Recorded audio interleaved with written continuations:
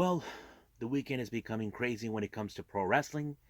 As you know, we have Impact Wrestling Hard to Kill, which is going to be a very interesting pay per view. Will we have title exchanges? I don't know. We even got, of course, the Battle of the Belts by AEW. Can Britt Baker overcome her recent defeats towards Rio, or will Rio become the first ever two-time AEW Women's World Champion? Also, we got New Japan Strong with Nemesis, and of course, the start and debut of NWA USA. So, let's get ready for another episode of Deleted Wrestle Zone.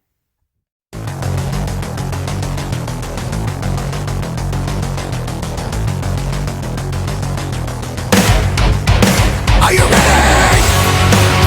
Get up, get up! Get up, get up! Get up, get up! Get up, get up! Get up, get up! Get up, get up!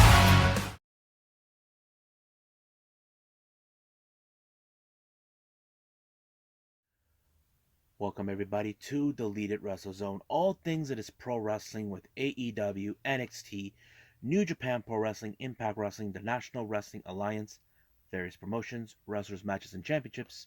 I am your host, Jay right here. So, let's begin with Hard to Kill here for Impact Wrestling. As you know, this is the beginning of the first start of 2022. As you know, there have been some major changes that took place. Rachel Ellering was pulled from the match, the first ever Knockouts Ultimate X match. Now there was still no clue, and she was replaced. And of course, history was made. They opened up the show, the pay-per-view with the Knockouts Ultimate X match. Now this was a very interesting match because we never seen an all women's Ultimate X match ever. But I had to say this was pretty good. We had Chelsea Green versus Tasha Steelz versus Lady Frost versus Jordan Grace versus Alicia Edwards versus Rosemary. Now, this is the kind of match that feels more like Alicia and Rosemary's wheelhouse because they've been involved in matches like this in the past. Many fans even said this is the kind that Alicia should be in because, as you know, both Rosemary and Alicia were part of the Monster Balls match, which was very famous at the time. But this was, I could not predict much how this was going to be. Now, the ones who I would have imagined that could have won is either Chelsea Green, Lady Frost, or possibly Rosemary, but it did not turn out that way. But I did like the energy, how they were jumping off the four corners where they did that because they know they have to take down those who are most likely a threat that can get to them. And I think that played out very fantastically because I enjoyed that type. However, there was a bit of near the end we had the more of the skirmish. The X was pulled out, but however, the rule of this, the X has to be down on the ground with the winner, and there was entanglement between both Chelsea Green and Tasha Steelz. So basically, the one person that won was Tasha Steelz. She was like the one person I did not expect, but this will be interesting because right now the winner of this particular match will get a shot of the Knockouts World Championship. Whoever walks out from the Texas Death Match for the Knockouts title is either going to be Mickie James or Deonna Purrazzo. Now, as you know, the news has been buzzing around Mickie James now entering the Royal Rumble by walking into, of course, as the Impact Wrestling Knockouts champion. That is something that we normally don't see when it comes. But basically, it could work out pretty well. Like they're still like they're saying that they're now an alliance, but to me, I'm still feeling like I don't know if this is like an alliance thing or anything. I feel to me in my heart it's more like a one-off thing because, as you know, the Royal Rumble only had less girls. But we'll see what happens. I'm keeping an open mind on this because I know people are saying they're finally in WWE entering the Forbidden Door, allowing Mickie James to be in. Yeah, but and there are those who are saying this is the true Forbidden Door. Like, since when it was, where is the true Forbidden Door? But anyway, as you know, because of this news bust, there was an interview that was conducted to Deonna Purrazzo along with Matthew Renroll, the Drama King. she's very pissed off about this whole buzzing and all this, and she thinks she has a plan. So basically, her plan was ruined. The plan that she had was Matthew Renwell was going to be by ringside. But however, Gil came, made sure that that doesn't happen, and basically he was barred from ringside, and that's the last straw that Deonna Purrazzo needed because she wants to reclaim what's rightfully hers, and I think she did not expect that from Gil Kim at all. Now, our next match is a title match. We have the X Division title. We have Steve Macklin versus Trey Miguel. Now, keep in mind, Macklin has been targeting Trey Miguel for this X Division title. However, Macklin has pointed out that no one has ever pinned. You see, the last pay-per-view, Trey Miguel won the match, but he was unsuccessful to do the one thing he wanted to do, is either pin or submit Steve Macklin. But fortunately, it didn't happen. Now this one is the one-on-one. Now keep in mind, if Steve Macklin is unsuccessful defeating Trey Miguel for the X Division title, he will not get another title shot as long as Trey Miguel is still the champion. So this is a big stipulation right now for him. But oh man, the entire match was all dominance by Macklin. Like he was using every technique impossible, trying to endure pain towards Trey Miguel. But people say Miguel, he may be maybe underestimating Macklin. But yes, but you cannot deny the heart of Trey Miguel. Remember, he'd been through a war with Sami Callihan, who said to him he had no passion. But this is something he knew, because people would say he's not, like Macklin probably thinks he's not even a worthy champion or whatever he thinks he is. But it only took two Meteoras to put down Steve Macklin. I was like, whoa. I would have assumed he would have done another one, but no, he did not. It was just two, and it put him away to retain the title. Now, like I said, there's been major changes in for Hard to Kill. We were supposed to have the Impact Knockouts Tag Team Championships, but however, Cassie Lee, Jesse McKay of the Inspiration were pulled from from Hard to Kill due to exposure to COVID-19. Now, however, they will not be having one of those interim championships at all. So basically, they will have the match, but it will be at another later time. So even the influence were like saying, wait a minute, why couldn't one of them just continued on without them? Like probably have a substitute. I think they were counting on that, but possibly it didn't happen. And of course, they're trying to still this, trying to say that this is pathetic. But of course, we cannot forget Caleb, who said he photoshopped them winning the tag titles. But we'll see what happens then. Now, this was a very interesting. I did not expect them to be there.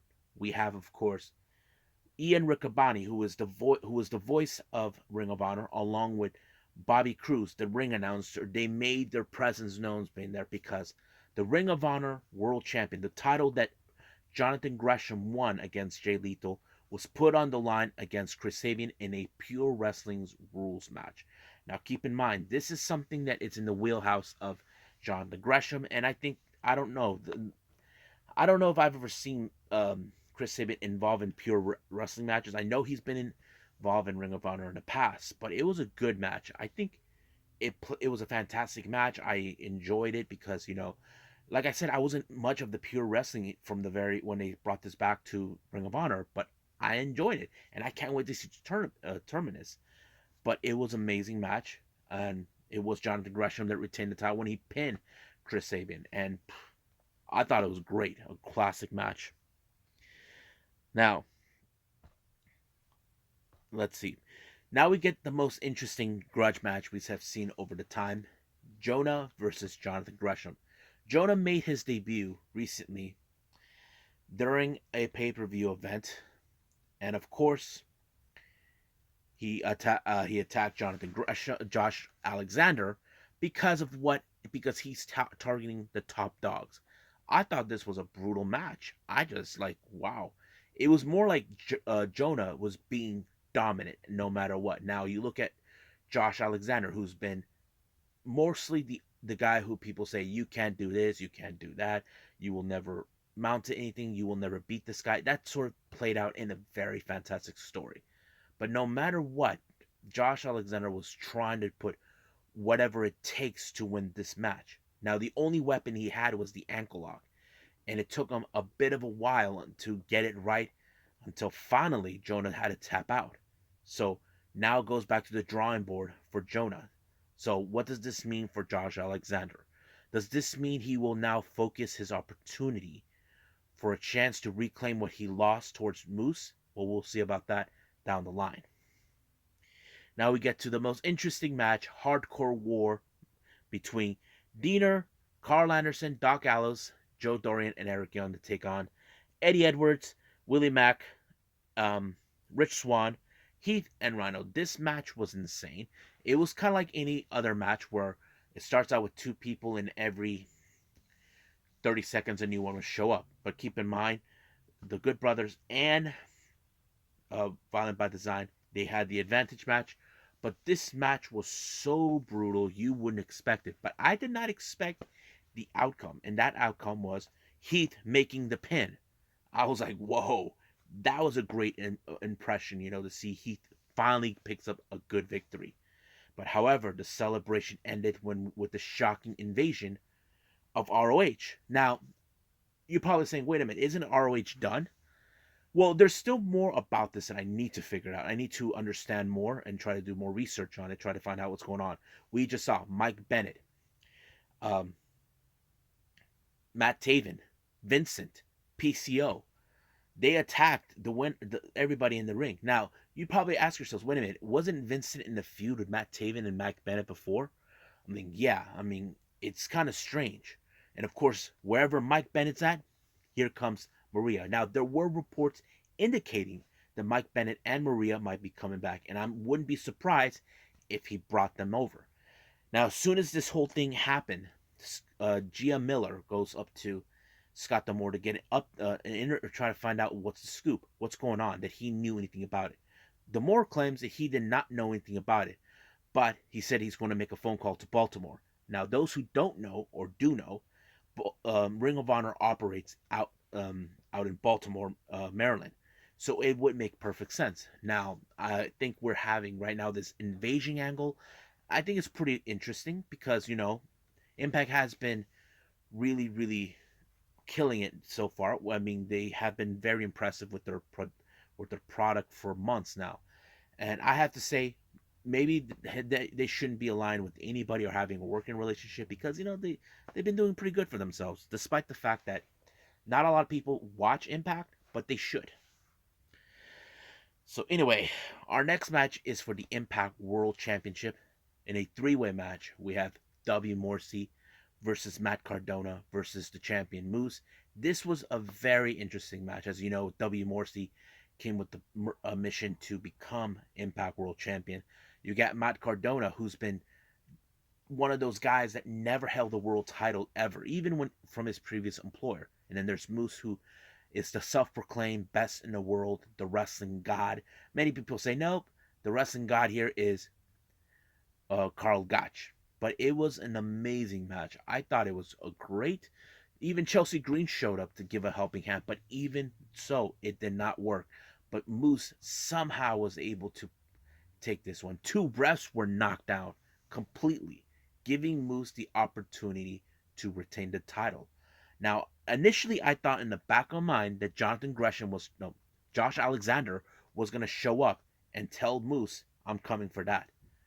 So I don't know if that's the angle they're going to go, but we'll see what happens on this coming Thursday for Impact. I'm really, really excited to see where they're going to go.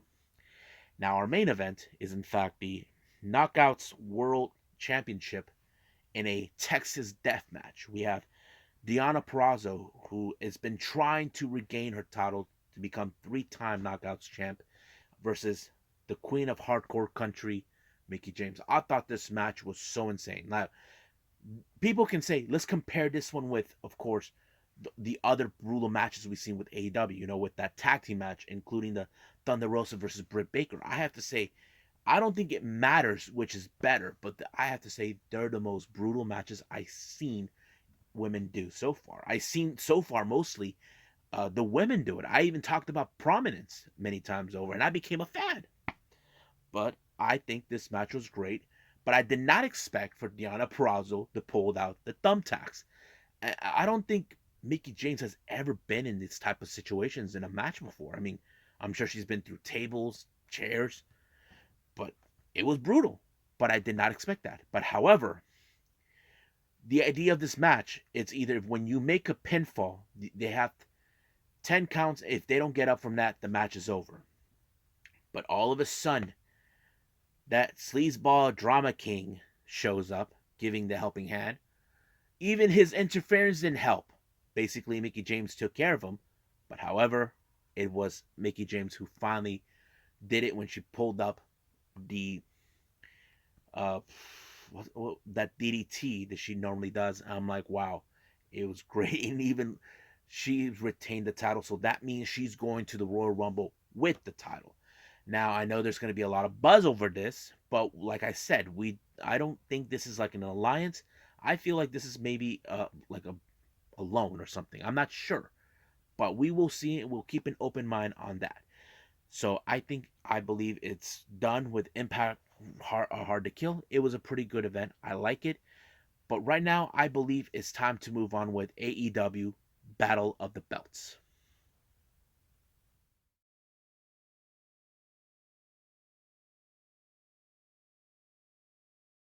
Okay, so we got AEW Battle of the Belts. As you know, we only got 3 championship belts on the line.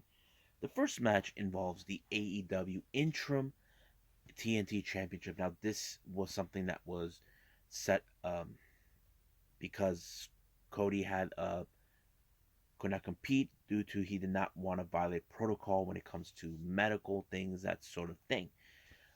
Basically, they set up an interim championship, and if Dustin Rhodes was going to be involved, and I have to say the match itself was pretty great. I mean, you look at Dustin about his amazing career, what he's done in pro wrestling. I have to say this kind of put Sammy over more than you probably realize. I mean, there was a lot of great moments, but I think the thing I did not expect was Fuego being under the ring, pulling out the table. I mean, I know Fuego would do anything for Sammy, and then of course the infamous Glock. That is something that never gets old. I thought, oh my God, he's gonna pull out the Glock, but I didn't even notice. And also on this part where Daniel Garcia was watching, but I have to say it was a pretty good match, and I think it was amazing. Even though Dustin did a pretty good job as well, but it was Sammy who actually picked up the victory on this one. When I think he must have put the GTS, I presume, well, whatever he did, it was amazing. He became the interim TNT Championship, but we cannot forget that sooner or later Cody will come back and there will be the unification of those titles. However, as soon as he was celebrating his moment, Daniel Garcia gets up and tries to get into his face. So basically, it looks more like he wants to challenge him, or he has that mentality where he and 2.0 are saying they're sick and tired of guys like Sammy taking on all the glory. And not to mention, Daniel Garcia even took out Chris Jericho. So basically, that's kind of like the same thing. But during the interview in the backstage with Tony Schiavone, um, he set the record that he will put an open challenge this Wednesday to Daniel Garcia. So it's going to happen on Wednesday on Dynamite. Now our next match is the FTW Championship, the Rogue Championship that Taz created. It's Matt Sydal as the challenger taking on Ricky Starks. Now the reason this match it tells the story is because Ricky Starks has a bit of a beef with Dante Martin, who turned his back on Team Taz. And of course, Powerhouse Hobbs was there, and I thought it was a pretty good match. But there was a moment where Ricky Starks more like he was limping. I thought it was a good match, but however, Ricky Starks was able to pull off the match when he pulled off the Run Shambo with one leg. So I'm sure he was in excruciating pain, but he got it through. However, as soon as the match was done, he and Hobbs decided to attack Dante Martin, and then here comes Lee Moriarty, tries to help, and then Dante Martin shows up too.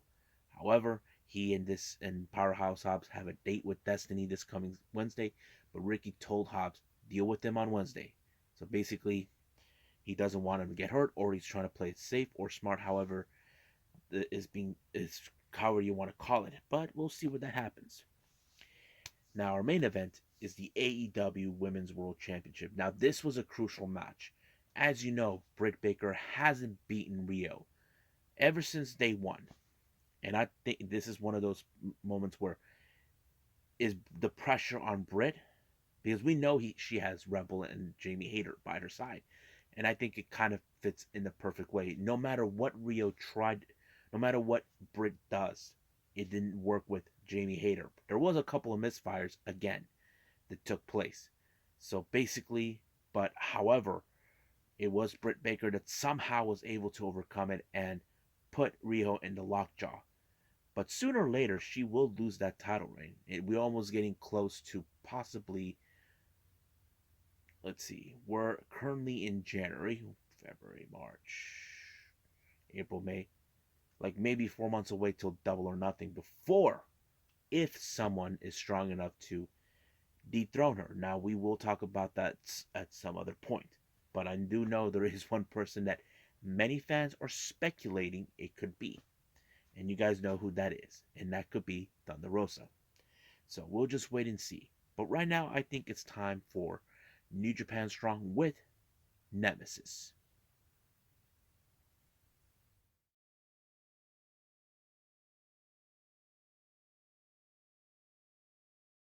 Okay, so it's been a while since we did a New Japan Strong event. I'm glad it's back. So we got Nemesis. This is one of many Nemesis shows we will be reviewing.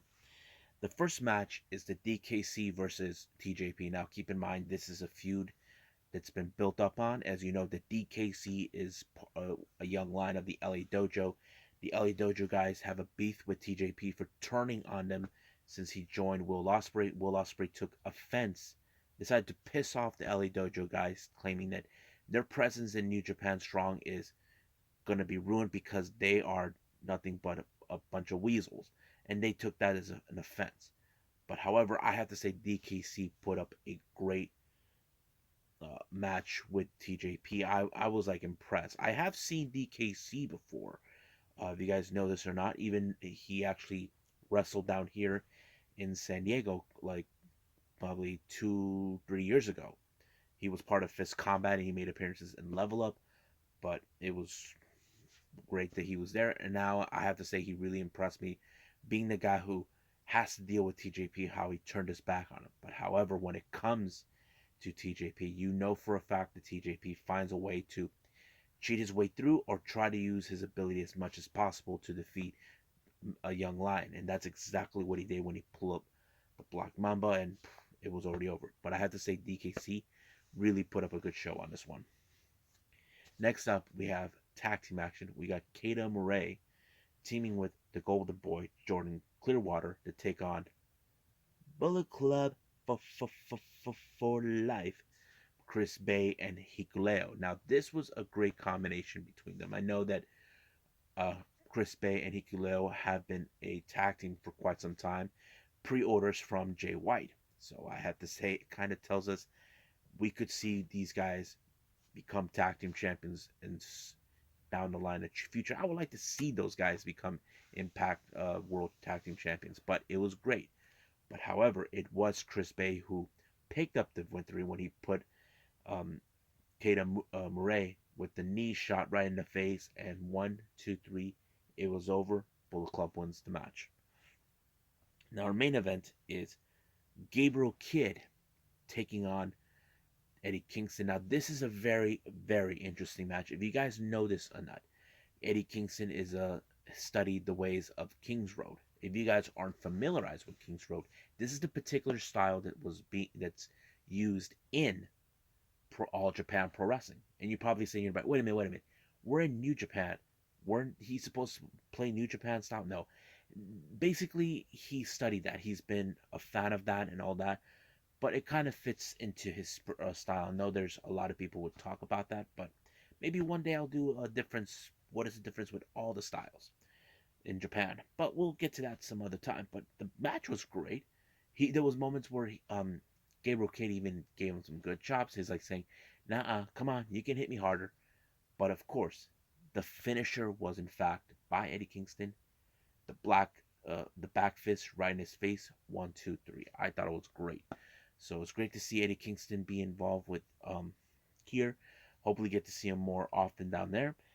But right now, I think that's pretty much it. But I wasn't planning on doing this one right now, but I have to, and I forgot about it. It's right now NWA USA.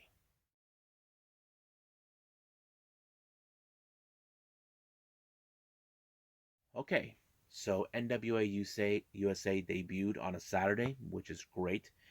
They're gonna, if you guys must know, they're gonna focus for the championship for the national title into this. But however, there's a lot of things that go on. But it opened up with with May Valentine, who you know introduced the show. But her first interview was none other than Hawks Re, father and son Luke and his son PJ.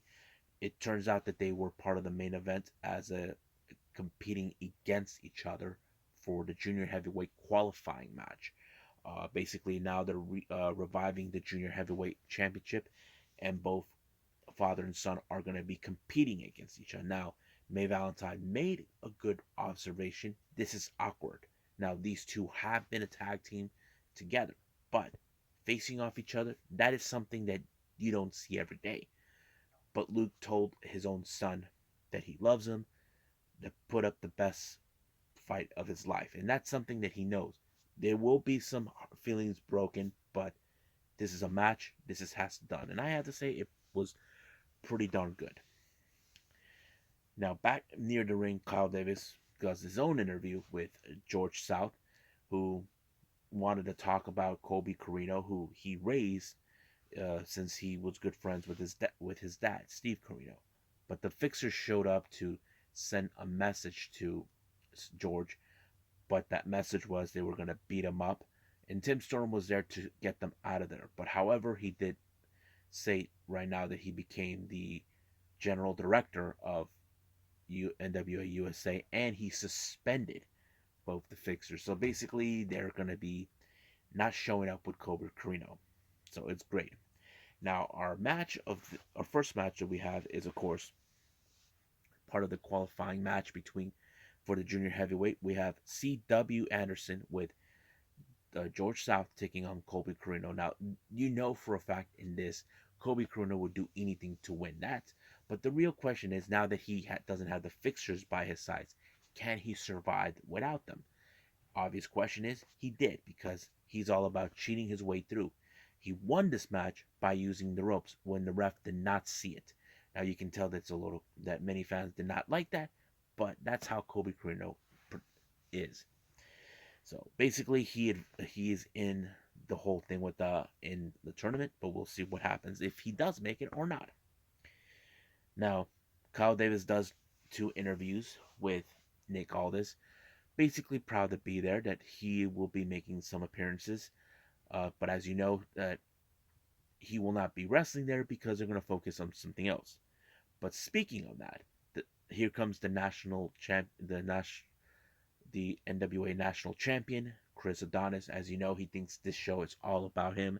But what about the other talent? So that's what he portrays himself, saying it's all about him. So we'll see. So I don't think that's what many people would not like. Now our main event is the junior heavyweight qualifying match between Luke and Hawks, Luke and PJ Hawks, father and son facing each other. I have to say it was a good match because this is something we can see with, how do I say, with Dominic and his dad Rey Mysterio. I've already seen this with Steve Corino and Kobe in another event, but I have to say it was a pretty good match. But frankly, it was Luke Hawks who picked up the victory when he rolled up PJ, and it was a very disappointing loss for PJ. But at the end of the match, it just shows that PJ put up a good match. But right now, his dad is the one who walked out as the victor. And I think it tells us that no matter what, sooner or later, we will see those two as a tag team champions. But right now, Luke is the one who takes takes the glory for this one for winning the match. So I think that's pretty much it. But I also will do right now, the last thing I'm going to do is news updates.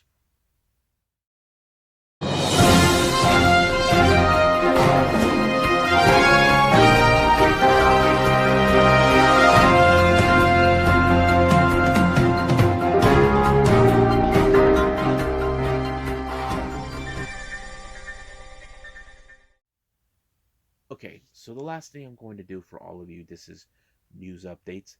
I wasn't planning on doing this, but this just came into my lap. We are going to have all about departures. Now, if you guys don't know what that means we have wrestlers that left their respected promotions. The first one that came to my lap is Kimberly and Brandy Lauren. As you guys know, they were in Impact as part of the Undead Brides with Su Yung. They just made their last appearance last month when they failed to collect souls for Su Yung. So that kind of Su Yung actually put incinerated them and all that. So basically now it's been told that they are no longer part of the company. Now we still yet to hear from both Kimber and Brandy Lauren what's going to happen. Now if you guys notice, Kimberly's husband is was Wentz, or is he Nash or something? I don't know. Wesley, I don't know. One of the guys from MSK in NXT. Now, do we think Kimberly could go there?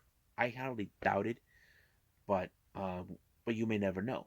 And as for Brandon Lauren, I don't know exactly. I know she was in WWE for a short time until they let her go, but we could see her some other place, But I'm sure she will be making bookings in the independent scenes. But that's pretty much what we do know. Now, the other departures is coming from MLW. It's been announced that uh, Dominic Guarini and Kevin Koo, better known as Violence is Forever, also mutually parted ways from the company. Now, the reason of their departure was because they felt that there's nothing for them to do there anymore. It's like it's time for them to move on and do other things. But they were thankful for MLW for giving them the opportunity to be there. But yeah, if you guys know this, Tom Lawler is no longer part of the promotion, so it's like, okay, he's not here, so let's move on. But I'm sure we'll see them down the line somewhere. It doesn't matter where or when, but I will keep an eye on what they're going to be doing next. But I think that's pretty much it for now for this particular episode. I believe it's time for me to call it a night. Well, I hope you guys enjoyed this episode, me reviewing tons of wrestling. I did 4 reviews. I did not expect it. I thought it was going to be 3, possibly 2 or 3 possibility. I don't know, but I am glad I did it because I forgot about Nemesis. I forgot about NWA USA, but I'm glad I did them in one swoop. Basically, there was no past events on this particular episode, but however, we will do one and maybe in 2 episodes next. But the next episode we'll be covering is the latest Choco Pro show, which is going to be 191. I think it's going to be amazing to watch. And then, of course, I will add in a previous event by World Woman Pro Wrestling Diana, which took place on the 25th, which features the tournament for the vacancy of the Diana Championship. Can't wait to review that for all of you guys, and we'll go from there. But for now, I'll see you guys in the next DWZ time. Same DWZ channel. I must bid all of you adieu. So, goodbye. Mwah. And have a nice day. Bang.